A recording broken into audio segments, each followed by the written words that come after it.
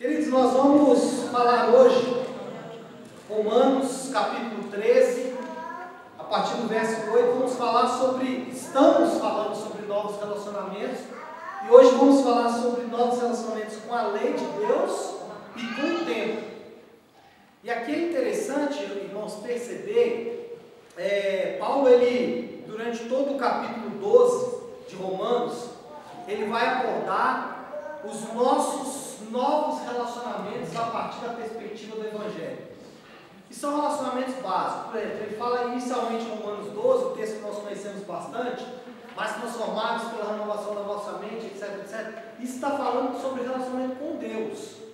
Depois ele vai falar sobre o relacionamento com nós mesmos. Ele fala, não pense de si além do que convém. Ou seja, não ache que você é bom demais, nem ruim demais. Depois ele vai falar sobre o relacionamento de irmãos da comunidade da fé. E aí ele vai falar sobre nós repartirmos dons. Por exemplo, a nossa irmã Lidiane estava aqui orando em línguas e alguém pode desadvertidamente dizer, olha pastor, não se deve orar em línguas durante o culto, é verdade. A única exceção é quando há interpretação. E a irmã estava orando em línguas e interpretando ao mesmo tempo. Então ela orava e falava uma sentença. Orava e falava uma sentença. Orava e falava uma sentença. Foi assim até o final. Isso é dom de línguas mais interpretação de línguas. Então o apóstolo Paulo vai falar de servirmos uns aos outros com os nossos dons. Depois o apóstolo Paulo falou do nosso relacionamento com os nossos inimigos, com os malfeitores.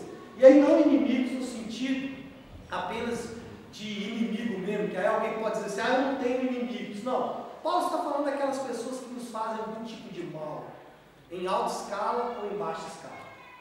E por último, Paulo falou do nosso relacionamento com o Estado. E a Estado, ele está dizendo das instituições que constituem Estado. Seja o governo, a escola, a igreja, enfim, todas as instituições que compõem o governo. Agora, Paulo meio que vai fazer aqui uma espécie de uma paralisação para uma meditação. Porque lá no capítulo 14 ele vai voltar a falar dos relacionamentos dos fortes com os fracos.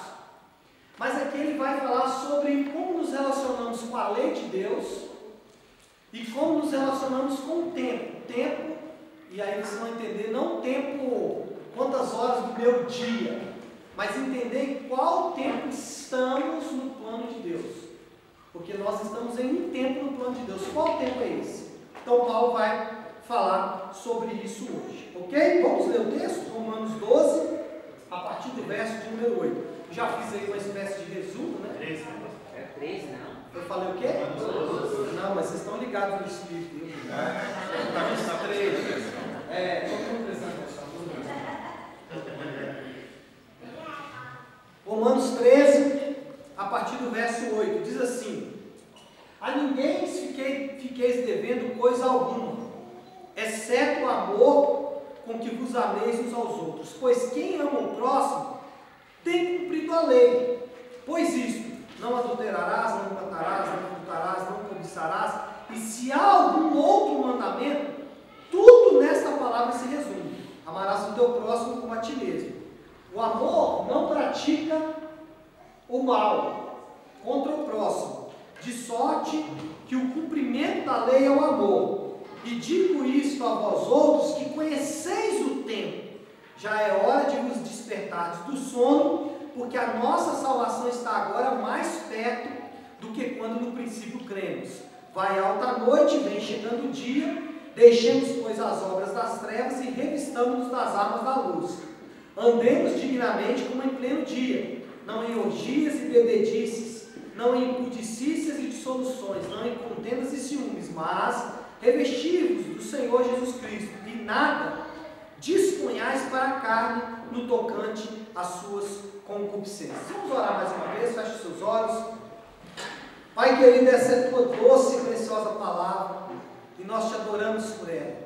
Bendizemos porque ela é a palavra inerrante, inspirada, ela é revelação do Senhor, para que possamos conhecer melhor o Senhor e para que possamos realmente viver esses dias na terra, Senhor Deus, de maneira digna do Evangelho que nos alcançou. Ajuda-nos nessa manhã a entender essa palavra, ajuda-nos nessa manhã, Senhor Deus, a discernir essa palavra, a compreender essa palavra. É o que nós te pedimos, Espírito Santo, em nome de Jesus.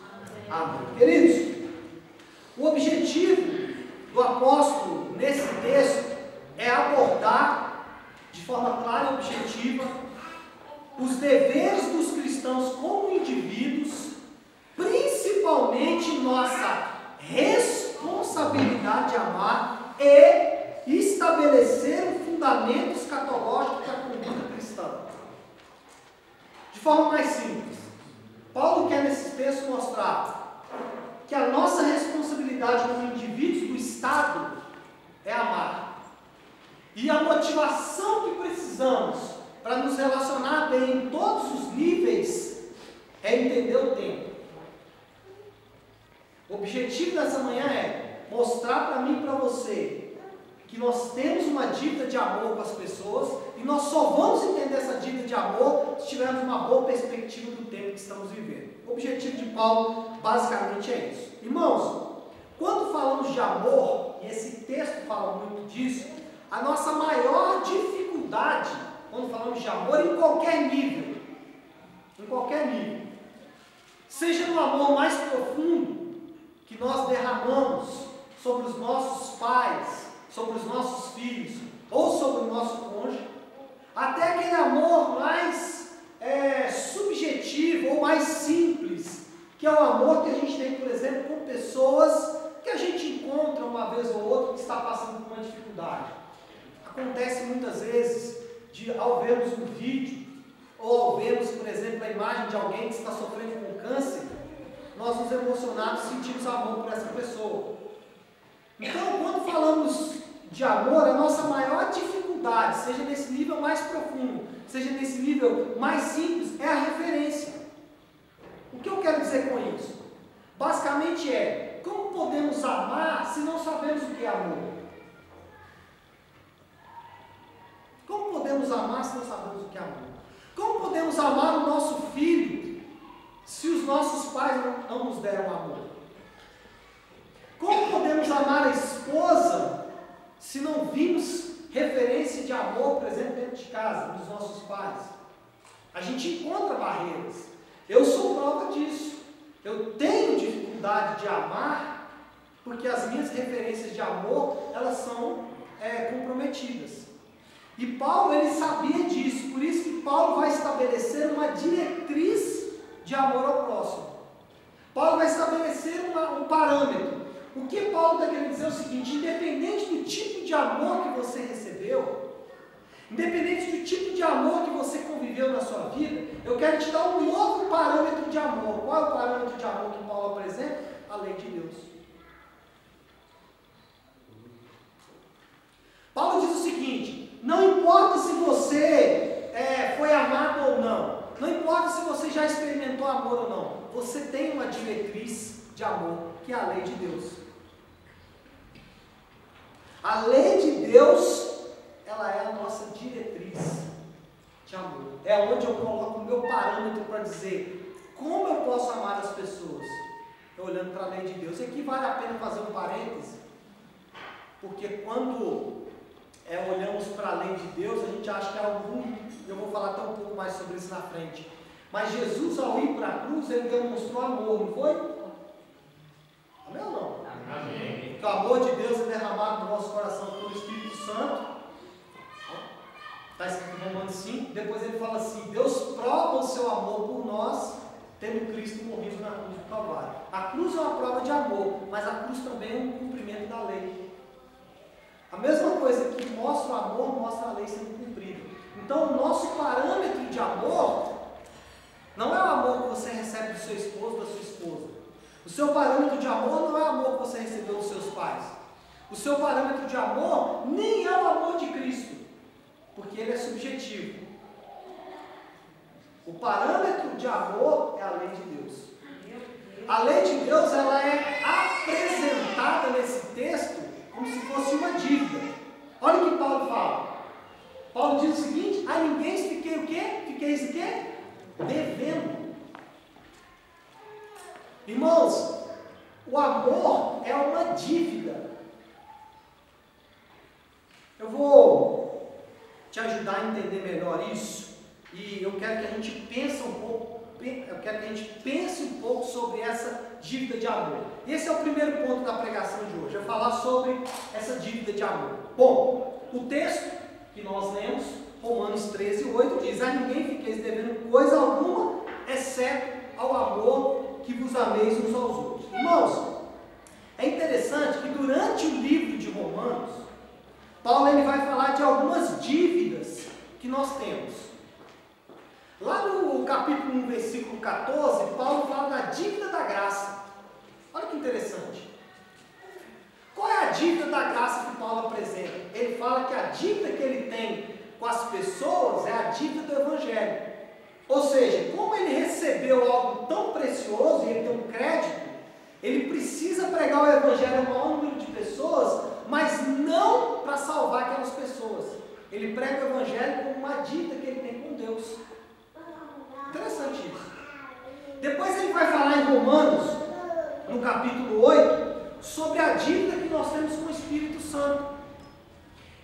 O argumento dele é o seguinte: nós somos santificados pelo Espírito Santo, então nós devemos viver uma vida santa, porque nós temos uma dívida com o Espírito Santo. Depois ele vai falar, no capítulo que estudamos na semana passada, sobre dívidas que nós temos com o governo, com o Estado. Ele fala o quê? A quem imposto? Imposto. E aqui, nesse texto que Paulo fala em Romanos 13:8, ele vai falar sobre a dívida do amor. Só tem um problema, irmãos: a dívida do amor, nós nunca conseguiremos saldá-la. Por quê, pastor? Porque você nunca vai poder dizer o seguinte: eu já amei o suficiente. Pastor, como é isso? A gente vê muito isso nos casais, né? Eu já fiz tudo o que eu tinha que fazer. Quando nós falamos de dívida de amor, a proposta de Paulo é que você sempre pode dar um pouco mais de amor. A proposta de Paulo é: nós temos uma dívida e essa dívida ela é impagável. E por que essa dívida é impagável? Por dois motivos. Primeiro, porque nós recebemos um valor que nós não temos como pagar. O amor que recebemos de Deus, nós não temos como pagar. Esse é o primeiro motivo. O segundo motivo é mais objetivo. Se a lei de Deus é o parâmetro do amor, e a lei de Deus diz: não matarás, não adulterarás, não furtarás, texto que Paulo fala aqui à frente, não cobiçarás, essas leis, elas têm validade?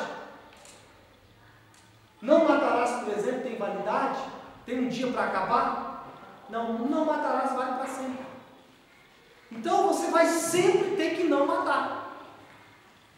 Você vai ter que sempre não adulterar. Você vai ter que sempre não furtar. Você vai ter que sempre não cobiçar. Então a proposta de Paulo aqui é dizer o seguinte: primeiro, a nossa dívida é impagável porque nós não podemos pagar o amor de Deus.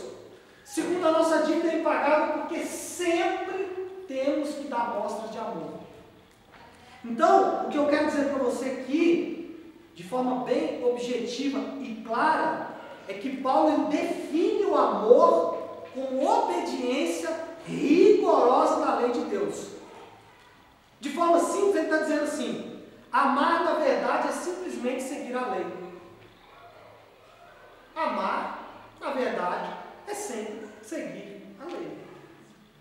Bom, e aí a gente conclui o raciocínio de que o amor é uma dívida. Por quê? Se amar, presta atenção, se amar é simplesmente seguir a lei de Deus, isso não tem fim. Nós sempre teremos que seguir a lei de Deus, ou seja, sempre teremos que amar.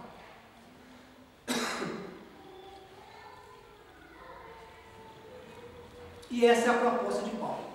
Bom, já que essa dívida é impagável e que isso não tem fim, nós podemos perguntar e começar a responder sobre essa dívida de amor, dizendo primeiro que o amor nunca se paga, o amor é uma dívida que nunca vai ser paga. Segundo, que o amor é o cumprimento da lei. A segunda coisa que nós podemos observar aqui é que o amor é o cumprimento da lei. Romanos 13, 9 diz: pois isso, não adulterarás, não matarás, não furtarás, não cobiçarás. E se algum outro mandamento, tudo nessa palavra se resume: amarás o teu próximo como a ti mesmo. Qual que é a proposta de Paulo aqui, irmãos? É o seguinte: se amarmos o nosso próximo, e aqui quando falamos amarmos, nós estamos pelo menos dizendo não fazer o mal. Podemos dizer que já cumprimos a lei. Quem está dizendo o seguinte: se falarmos assim, se eu não fizer o mal com o próximo, eu já estou cumprindo a lei de Deus. E eu vou tentar mostrar isso para você de forma bem objetiva, dizendo o seguinte: a essência da lei de Deus, olha que doido isso, é o amor. Nós sempre imaginamos a lei de Deus como algo restritivo. Nós sempre pensamos na lei de Deus como algo que nos restringe. Mas a lei de Deus é a maior expressão de amor. A essência por trás da lei de Deus é amor. A natureza da lei é o amor. Como assim, pastor Léo? Bom, quando a gente pensa em lei e amor, a gente pensa que essas duas coisas são incompatíveis. Que esses dois sentimentos são incompatíveis. Que lei é uma coisa, e normalmente lei tem um sentido negativo, e que o amor é positivo. Só que quando Paulo olha para esse texto, ele vai dizer exatamente o contrário. Porque Paulo, ele se recusa a colocar um contra o outro. Ele se recusa a dizer que lei e amor são opostos. Ele está dizendo mais ou menos o seguinte: obedecer à lei de Deus é amar, e amar é obedecer. Irmãos, deixa eu falar algo bem claro para vocês. Se queremos amar as pessoas, basta obedecer os mandamentos de Deus.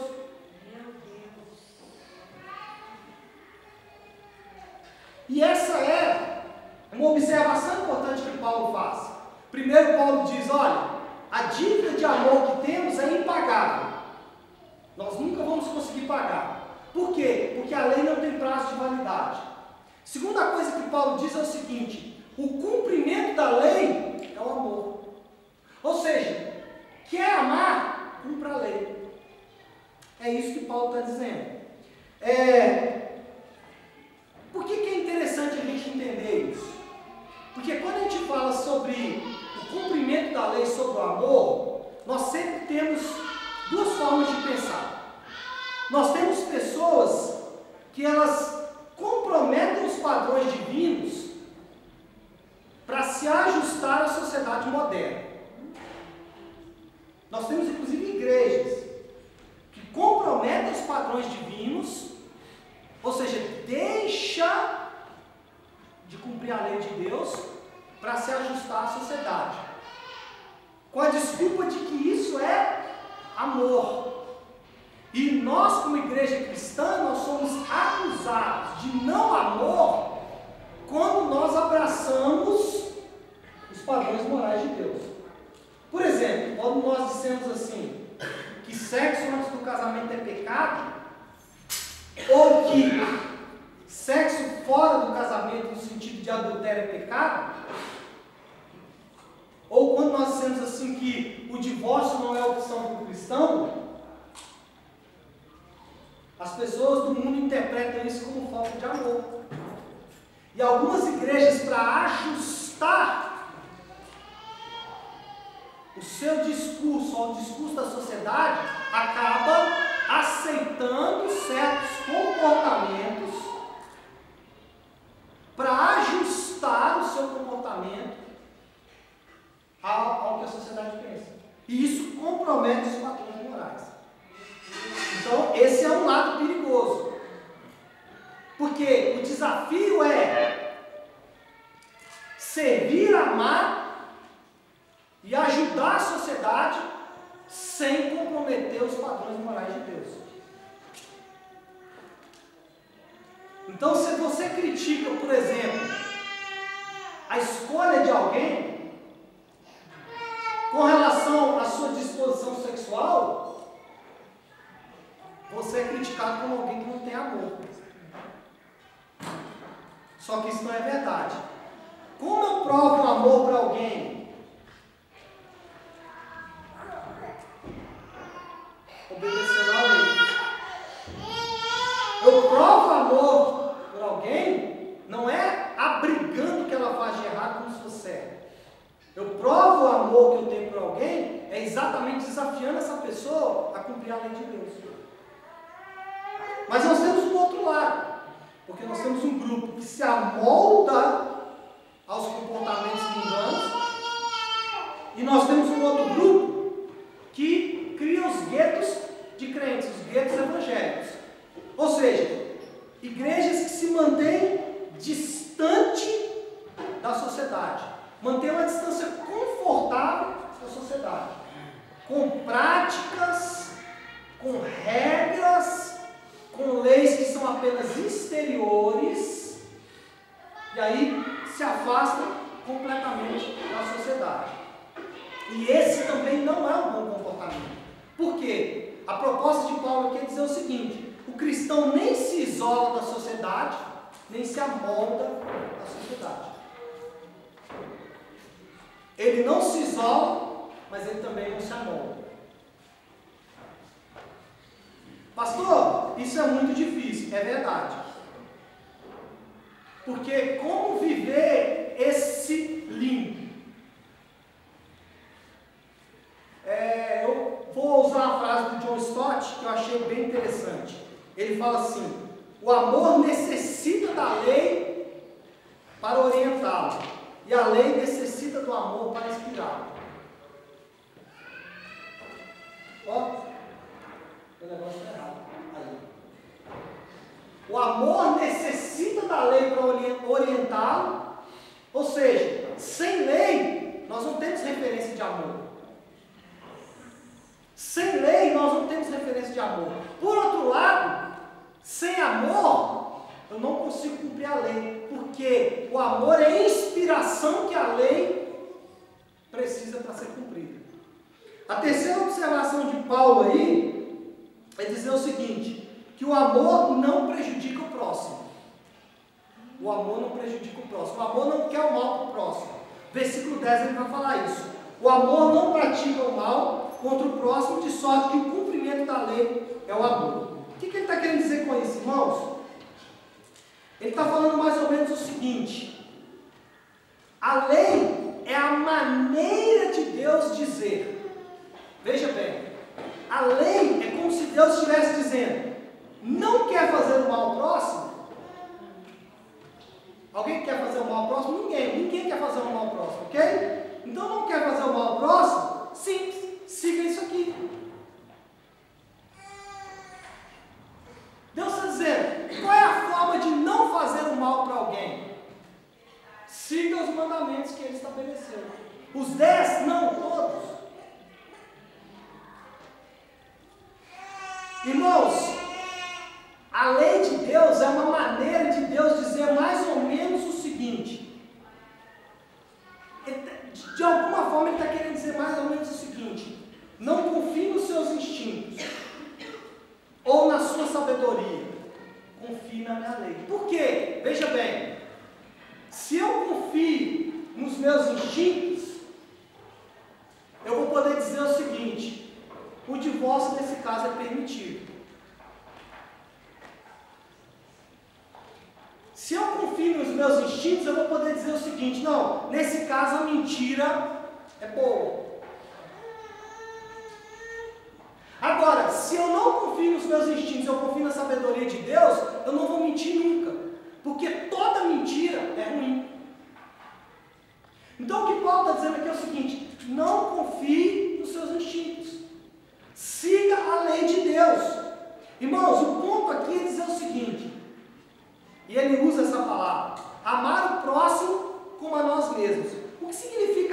próximo como a nós mesmos? Bom, o incentivo de Paulo é o seguinte: ame o próximo de forma tão real e sincera quanto você se ama. A maior mentira que podem te dizer é o seguinte, e assim eu já vi muitas pessoas falando: como você pode amar alguém se você não ama a si mesmo? Irmãos, a maior prova de que você ama a si mesmo é o pecado.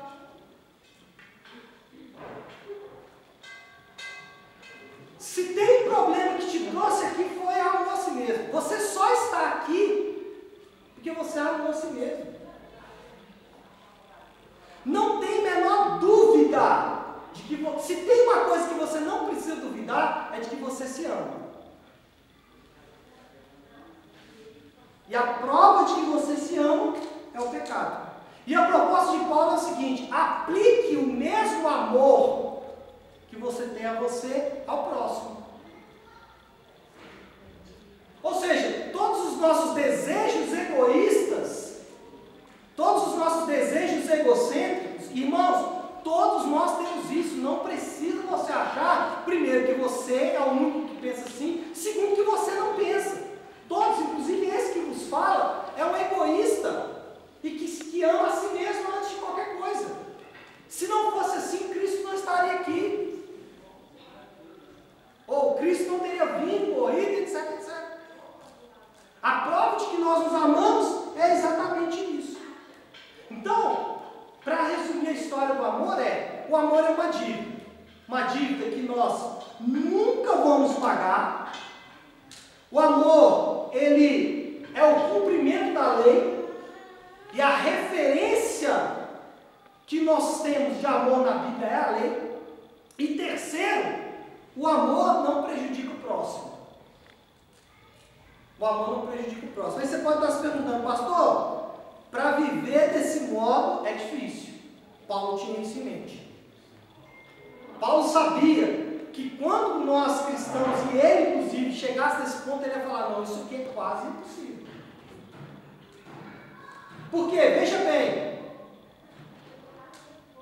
se eu amo a mim mesmo, eu não quero confronto. Se eu amo a mim mesmo, eu não quero ser desafiado.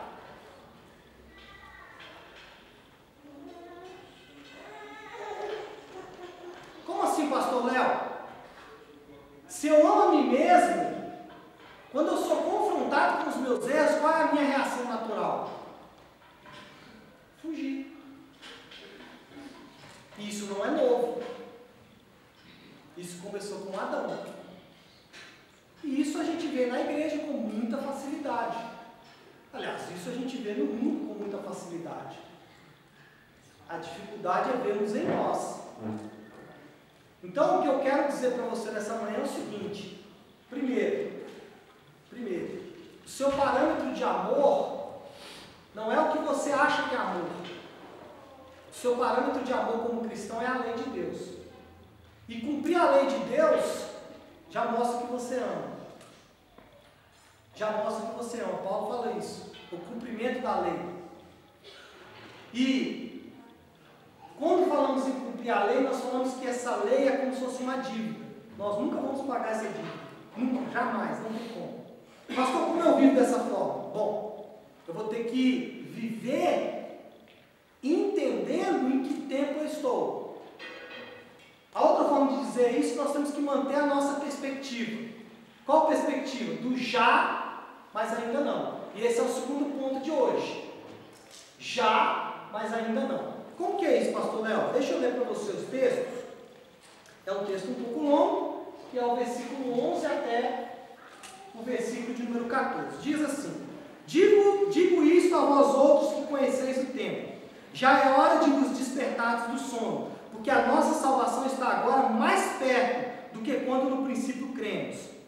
Vai alta noite, já vem chegando o dia. Deixemos, pois, as obras das trevas e revistamos nas aulas da luz.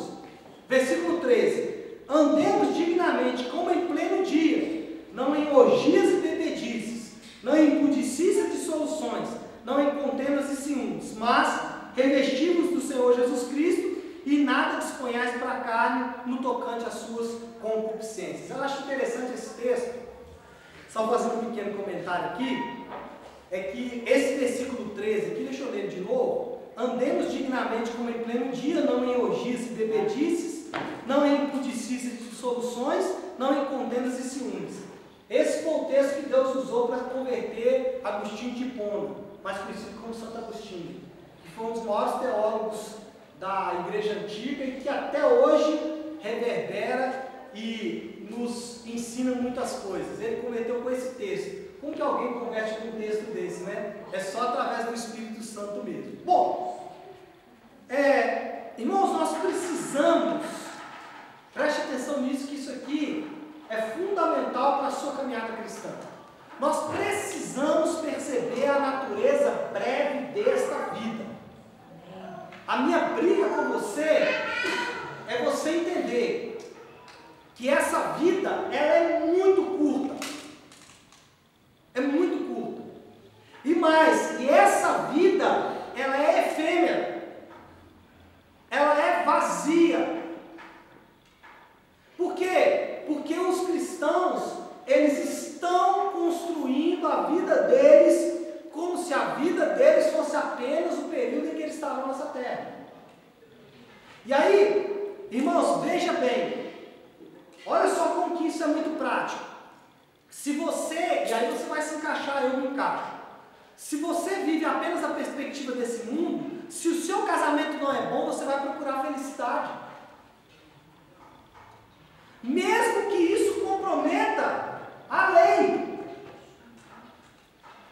Veja bem, se a sua vida financeira não é boa, você vai fazer de tudo para ter uma vida financeira boa, mesmo que isso comprometa padrões estabelecidos na Bíblia. E o problema da igreja é simplesmente esse. Se é que eu posso dizer que a igreja tem um problema, quem sou eu para dizer isso? Eu não sou dono da igreja, não estou aqui para fazer discurso contra a igreja. Mas a massa de cristãos que a gente vê hoje, e eu me encaixo nessa massa, é que nós queremos o hoje. Então, se a igreja não está boa, eu mudo de igreja.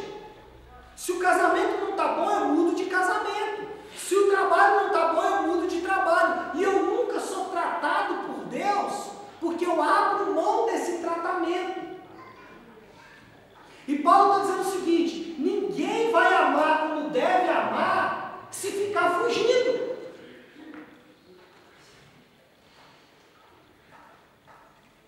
Paulo está dizendo, você nunca vai amar como deve amar se você ficar fugindo. E eu vou dizer para você, irmão, encara os seus desafios logo, porque senão eles vão ficar batendo a sua porta.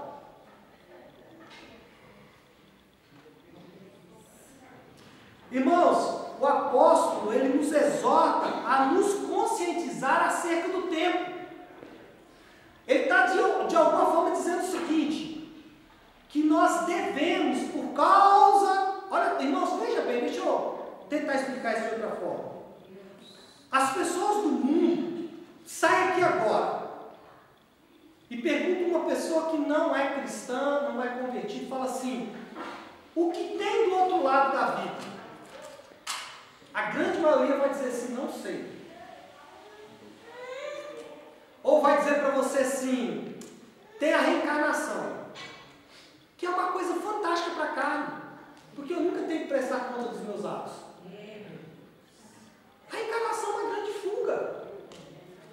Ou então, ele vai dizer para você assim, eu não sei o que tem do outro lado, mas eu não sou. Se tiver alguma coisa boa e ruim, eu não vou nem para um nem para o outro, porque eu não sou tão mal para ir para o inferno, mas nem tão bom para ir para o céu. Quem já ouviu essa? Essa é fantástica, não é? Várias pessoas falam isso. Por que as pessoas falam isso? Porque elas não compreendem o tempo. Porque elas não sabem da eternidade. Agora, se eu perguntar para você, o que tem do outro lado?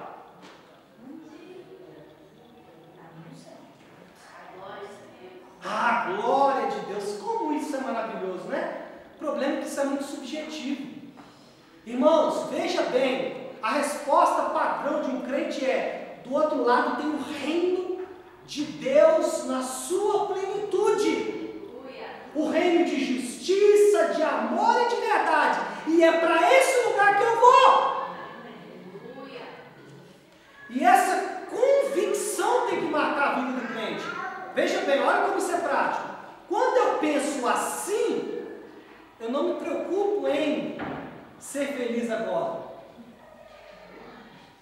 Eu me preocupo em cumprir a lei de Deus.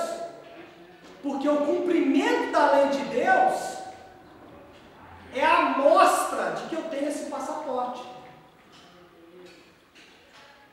Perceberam a diferença? Então, eu tenho dinheiro, ótimo, maravilha.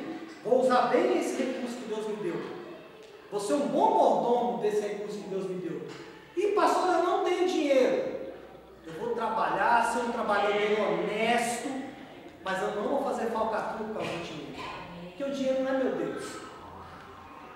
E isso serve para todas as áreas da vida.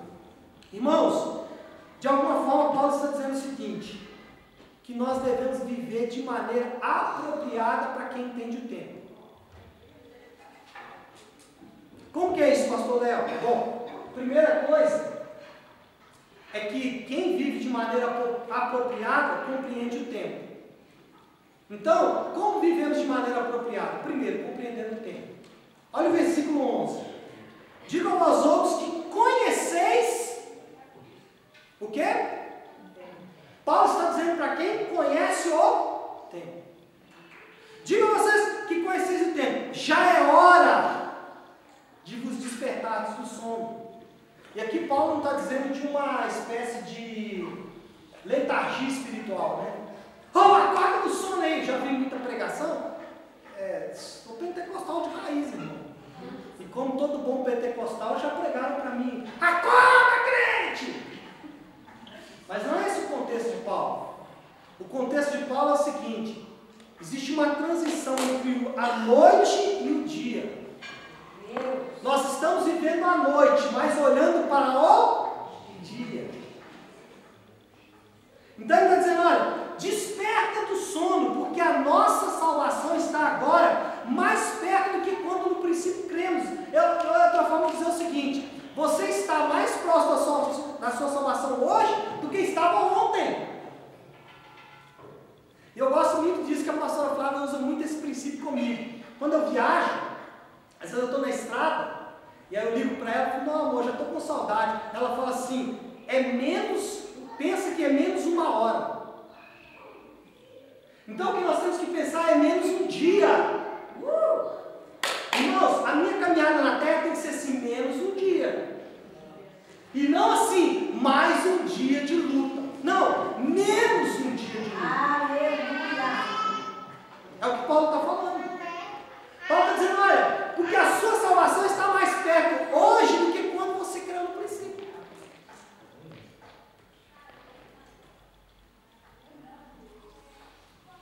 Irmãos, uma das marcas da sociedade tecnológica é o fato de sermos escravos do tempo.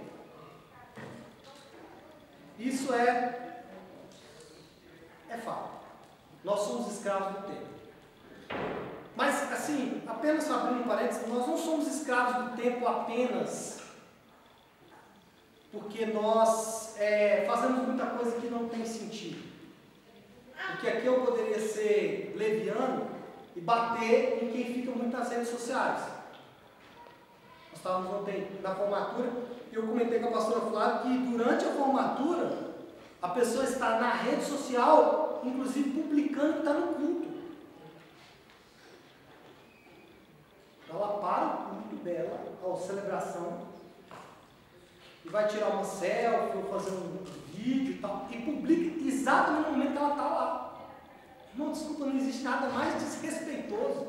Não é com Deus, não. Com Deus. Isso é falta de educação simples. Esses dias eu vi um vídeo, fazendo aqui apenas um comentário, eu vi um vídeo do governador João Dória, e eu não estou nem defendendo ele, não conheço aqui. Que então ele está falando uma palestra para alguns policiais, e tem um policial que está olhando o celular. Ele fala assim: ô fulano de tal, o governador está falando, o senhor está olhando o celular? Se for alguma coisa importante, sai da sala e vai ver o que é. Mas não fique aqui na minha frente olhando o celular, porque é falta de educação. A minha questão aqui não é dizer sobre isso. Não vou entrar na questão de Facebook, WhatsApp, se você tem que entrar, não entrar, Instagram. Isso não é a questão. A questão é dizer o seguinte: na atual modernidade, nós temos problema com o tempo. Mas não é porque nós temos problema com o tempo que somos modernos. Nós sempre tivemos problema com o tempo desde a queda. Porque a partir do momento da queda, o relógio começou a contar. Então, o nosso problema com o tempo não é porque o homem é moderno. Não, o homem sempre teve problema com o tempo. Sempre teve. Porque a partir do momento da queda, o nosso relógio, ou seja, o período final em que nós teremos que comparecer diante do tribunal de Deus se aproxima. É isso que Paulo está dizendo. Paulo está dizendo o seguinte: olha, irmãos, nós precisamos entender que o relógio foi startado por Deus e que vai chegar a hora em que o despertador vai tocar. É isso que ele está falando. Então, meus amados irmãos, muito mais importante do que conhecer o tempo humano e tentar adaptar a sua vida à série de atividades que nós temos, a maior dificuldade hoje para nós como pastores é fazer a pessoa gastar 2 horas da vida dela no culto. É uma dificuldade grande. Por quê? Porque nós temos tantas atividades, tantas reuniões familiares, e eu não estou nem criticando isso, eu estou só apenas dizendo que essa é a dificuldade. Mas o ponto aqui não é te fazer repensar o quanto você gasta o seu tempo. Porque quando Paulo fala desse tempo aqui, ele está falando muito mais de um tempo que diz respeito ao momento existencial e de decisão. O que é isso? Você está no momento importante da sua existência, e é o momento de você decidir. Em outras palavras, se hoje eu ouvir a voz do Senhor, não endureça o seu coração. Porque eu vejo pessoas gastando o tempo existencial dela de forma errada. E o que Paulo está dizendo é o seguinte, que como você tem gastado, bom, de forma mais objetiva, os casais, quando estão juntos, como você gasta o seu tempo? Brigando, quebrando o pau. É irracional. É irracional. Como você gasta o seu tempo de folga? Ficando à toa, assistindo Netflix. É bom, mas será que é bem gasto? Você poderia estar lendo um livro, ou estar servindo ao corpo de Cristo, sei lá. O ponto, irmãos, é dizer o seguinte: nós temos um momento existencial importante e decisivo. O que você fizer aqui, veja bem o que eu estou dizendo. O que você fizer aqui vai reverberar em toda a eternidade. Você já viu quando você joga pensa numa lagoa bem calminha, você joga uma pedra? O que acontece? Vai criando uma onda, não é? Até que essa onda se dissipa. Então eu quero que você pense a sua vida da seguinte forma: quando você nasceu, Deus jogou a pedra na lagoa. E a onda está indo. E cada etapa da sua decisão vai reverberar na próxima. Bom, a Bíblia, ela divide a história da humanidade, a história do mundo, de 2 formas. A Bíblia sempre vai dizer, este mundo e a era vindoura. A gente sempre vai ver Paulo falando sobre isso. Nesse exato momento da história, nós temos 2 épocas que se sobrepõem. Como é isso, pastor Léo? Nós estamos vivendo neste mundo, mas ao mesmo tempo nós estamos vivendo o reino de Deus. Nós estamos neste mundo, ao mesmo tempo estamos vivendo o reino de Deus. É fato, e os apóstolos, todos eles sabiam disso, que quando Jesus chega ao mundo, começa-se então uma nova era. E Paulo sabia disso. De forma que não há nada mais importante no calendário de Deus O próximo grande evento no calendário de Deus é a segunda vinda de Cristo. Se tem uma coisa que nós se tem uma coisa que nós podemos crer que Deus vai fazer, é voltar. A segunda vinda de Cristo é o ápice de tudo. Por quê? Porque a segunda vinda de Cristo, ele marca a chegada do reino.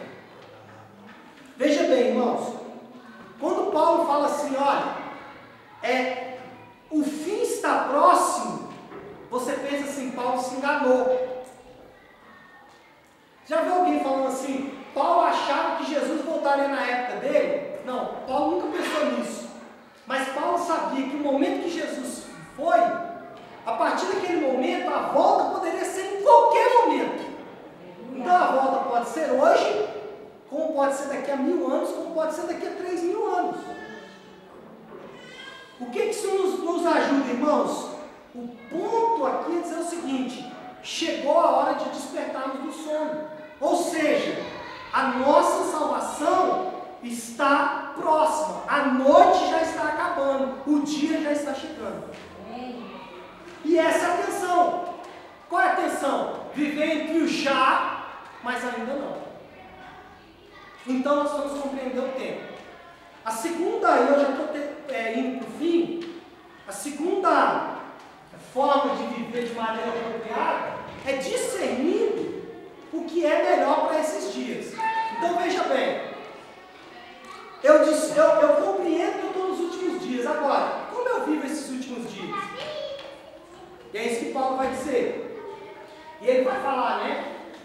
Deixemos, pois, as obras das trevas, revistamos das armas da luz, andemos dignamente, etc, etc. O ponto aqui é dizer o seguinte: não basta compreender o tempo, não basta dizer, olha, Jesus está voltando. Precisamos agir de conformidade com isso. Paulo ele vai lançar 3 apelos para a igreja que está vivendo nos últimos dias. Quais que são os 3 apelos? Primeiro, deixemos, pois, as obras das trevas e revistamos-nos das armas da luz. Então, o primeiro apelo que eu faço para você nessa manhã, e que Paulo fez, é que nós temos que trocar de roupa. Nós temos que tirar o pijama, que são as vestes noturnas, ou seja, as obras das trevas, e colocar a armadura da luz. Olha que interessante que Paulo fala. Obras das trevas, armas da luz. Porque, irmãos, ele está nos convocando. E o equipamento adequado de um soldado é o quê? Armadura. Eu vou usar a reflexão do meu querido irmão Paulo para dizer o seguinte: também é hora da igreja tirar as fraldas. Amém. Irmãos, nós somos meio bobalhões. Nós somos meio bobalhões, assim, como cristãos, como o mundo de forma geral. A imaturidade hoje é uma epidemia. É uma epidemia mundial. Mas olhando para a igreja, é muito ruim isso. Nós como cristãos somos meio bobões, assim. Sabe, a gente briga por bobagem. A gente discute por coisas que não fazem sentido. A gente deixa de ser leve, deixa de ser suave. A gente olha para o irmão do lado, olha para o pastor, julga. O pastor olha para as ovelhas, bando de rebeldes. Somos bobalhões demais. Precisamos tirar a fralda, vestir a armadura de soldado. Irmão, o soldado, ele olha apenas o seu inimigo. Porque se ele ficar concentrado em quem está morrendo do lado dele, ele não vai batalhar.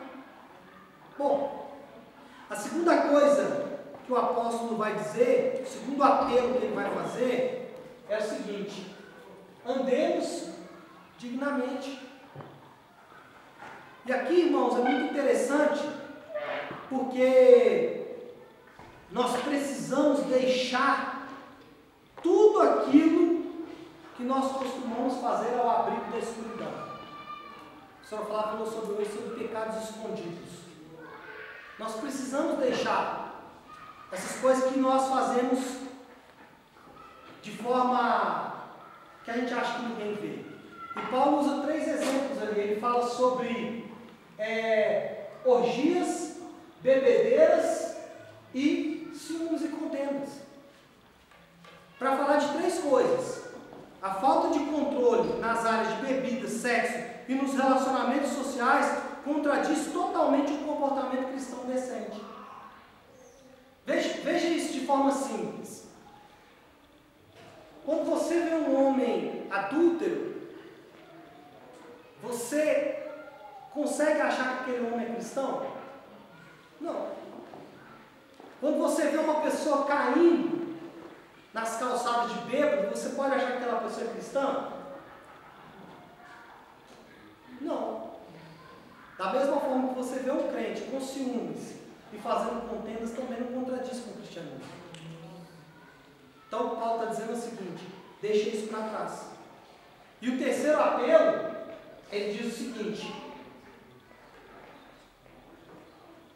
ele fala, o que ocupa a sua atenção? Qual é o que nos preocupa? Ele fala assim, revistamos, pois, Jesus Cristo, e nada disponhas para a carne. E aqui ele não está falando de preocupação no sentido de, vou pagar minhas contas, então não. Ele está dizendo o seguinte: o que chama a sua atenção? Chama a sua atenção o sexo? É o dinheiro? É o status? O que chama a sua atenção? Por quê? O que chama a sua atenção normalmente é o seu Deus. É o que ele está dizendo aqui. Ele está dizendo mais ou menos da seguinte forma: nós devemos não somente recusar os desejos da carne, que isso a gente faz muito bem. Nós recusamos aquilo que a gente sabe errado, que é errado. Mas ele não está falando só isso. Mas nós precisamos tomar providências contra esses desejos. Ou seja, não adianta achar que é errado. Preciso fazer alguma coisa contra o que eu acho que é errado. Enfim, irmãos, tudo que eu fizer e todas as minhas atitudes, nós devemos lembrar para onde estou indo e de quem eu sou. É isso que Paulo quis dizer quando ele falou contento. Bom, eu vou concluir agora para nós orarmos. E a conclusão que podemos fazer desse texto é bem interessante. Se nós levarmos em conta o objetivo inicial, qual era o objetivo inicial da pregação de Paulo? O objetivo inicial da pregação de Paulo era mostrar a nossa responsabilidade de amar, em primeiro lugar, e depois estabelecer um fundamento para essa necessidade de amar. Qual era o fundamento? O fundamento escatológico. De forma bem objetiva. Qual era o objetivo de Paulo? Dizer o seguinte: você é responsável de amar, e a sua motivação é que o tempo está acabando. O objetivo de Paulo nesse texto era esse: olha, você tem que amar. Puxa vida, mas como amar? Porque veja bem, irmãos, nós somos, por natureza, amantes próprios. Eu não nasci para amar ninguém, eu nasci para ser amado. E qual é a prova disso? Eu vou te assustar agora. Não existe amor altruísta. Sempre que amamos, por trás está um desejo egoísta. Sempre. Ninguém ama sem pensar em si mesmo. Pastor, isso é muito ruim. Não, isso é parte da natureza humana. Nós nascemos para ser amados. Pastor, então qual é a motivação que eu tenho para amar alguém se eu nasci para ser amado? É que o tempo está correndo. O relógio foi despertado. despertado. A pedra já caiu na lagoa. Bom, como que nós podemos concluir essa pregação? Nada poderia motivar-nos tanto a cumprir esses deveres quanto uma vívida expectativa pela volta do Senhor.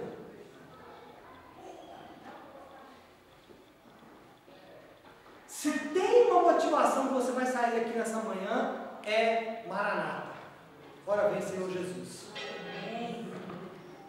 Essa é a única motivação que você precisa. Você não precisa de nenhuma outra.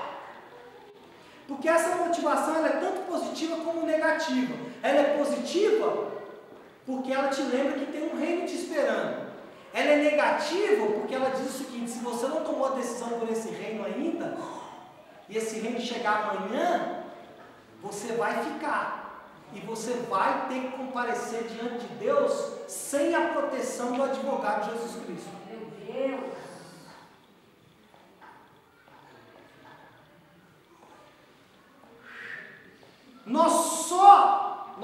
Isso vale para todas as formas de amor, irmãos. Todas as formas. Nós só estabelecemos uma relação correta de amor se tivermos uma relação acertada com o dia da vinda de Cristo. O que eu quero dizer aqui é o seguinte: existe uma relação entre amar e o dia de Cristo.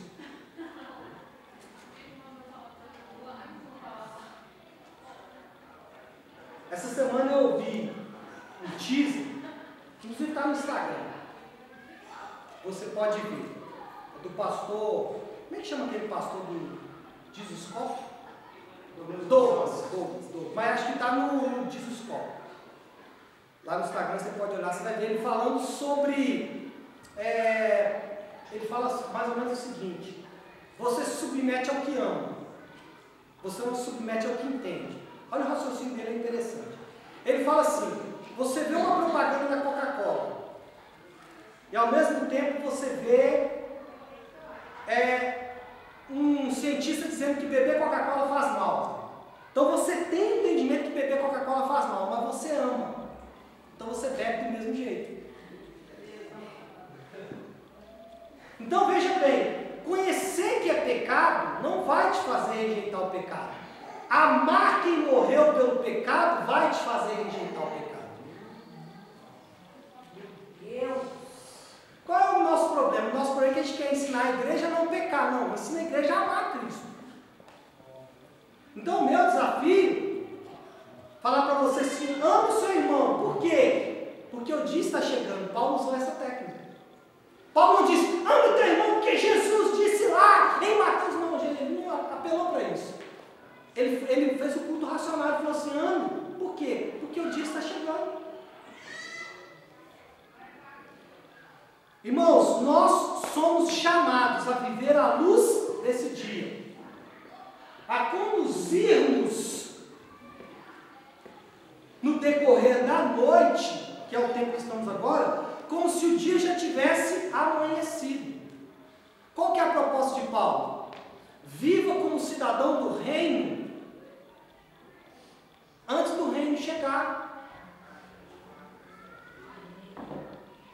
Amém. É isso que ele está propondo.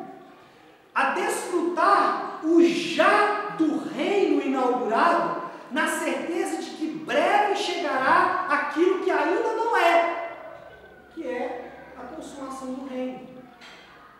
O que eu quero dizer com isso? Que nós podemos olhar para o que vai ser, viver como se o que vai ser já tivesse, mesmo com o que vai ser não tenha acontecido ainda. O pastor, não entendi nada.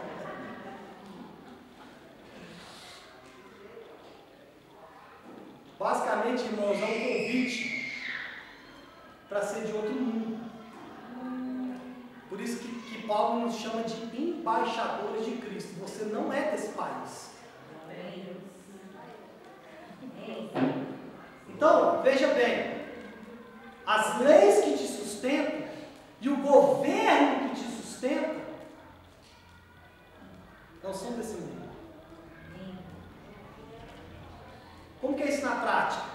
Eu não me decepciono com as pessoas, eu não me decepciono com esse mundo, porque eles não são do meu reino.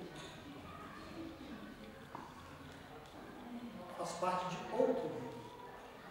Pastor, como que eu aplico isso? 2 hoje só.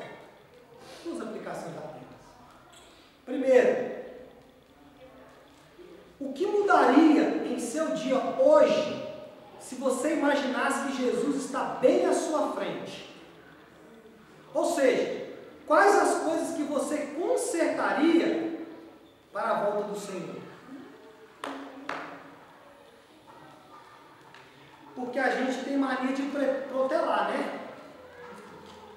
Eu vou contar uma historinha para vocês. Eu nasci num lar evangélico, mas eu tinha certeza que Jesus voltaria no ano 2000. Até porque se pregava, né? 1000 chegará, 2000 não passará. Tudo calculadinho. Hã? Tá tudo calculado. Tá tudo calculadinho. Então, na minha cabeça, eu tinha até 1999 para pecar. Estou te falando sério. Até dezembro. 31 de dezembro. 1º de janeiro, papai, eu não queria correr o risco. Entendeu? Porque essa questão de fuso horário. Você não sabe qual fuso horário vai. Exatamente. Então eu falei assim, para não correr risco, o que eu faço? 99 é o corte.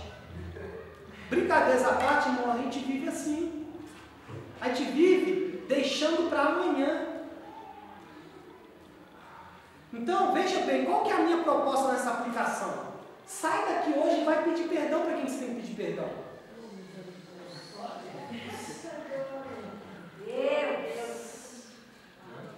A minha proposta é o seguinte: abraça o ministério que Deus te deu agora. Deixa eu tentar ser um pouco mais claro. Para de dar desculpa. Por quê? Veja bem, presta atenção. Amanhã cedo, Cristo já pode ter voltado. Olha só que interessante, irmãos, veja bem. Eu não sei se você já ficou esperando o dia amanhecer. Por mais que você fique ali acompanhando o sol nascer, o mais louco é que parece que a noite vira dia. Você não consegue perceber quando é. Por mais que você fique ali assim, seguro. E essa é a volta de Cristo. Por mais que a gente fale, ele está chegando. Pode ser agora. E a pergunta é: você está pronto para encontrá-lo? E note, eu não estou falando de rejeição, porque não existe para você a possibilidade de ser rejeitado. Não é? Eu estou dizendo isso. O próprio Romanos fala: já não há mais condenação, nada pode nos separar do amor dele. Ok. Não estou falando disso. Eu estou falando de o tribunal de Cristo, porque eu já falei várias vezes. Nós temos 2 tribunais: o trono branco, onde condenados passarão para serem de forma definitiva condenados ao inferno. Esse é o tribunal do branco, presta atenção. E esse aí só passarão aqueles que não estão em Cristo. Agora tem um tribunal que os crentes passarão, chamado Tribunal de Cristo. E lá, de acordo com 1 Coríntios capítulo 3, ou 2 Coríntios capítulo 3, eu não me lembro agora, serão julgadas as nossas obras. Então, o ponto aqui, e a aplicação é dizer para você: para de protelar, pelo amor de Deus. E não é porque eu preciso não, irmãos. Mas você precisa acertar suas pendências, porque ele pode voltar a qualquer instante. Ele está voltando desde quando ele foi. Então, resolve os seus pecados. Peça perdão pelos seus pecados. Hoje é dia de ceia. Peça perdão pelos seus pecados. Acerte a sua vida. Não porque você vai ser rejeitado, mas porque você quer entrar naquela outra vida com todas as suas pendências resolvidas. Então, abrace o seu ministério, peça perdão, pague as suas contas, ande dignamente, como servo da luz. É o que ele fala. Segunda aplicação, pode ficar de pé.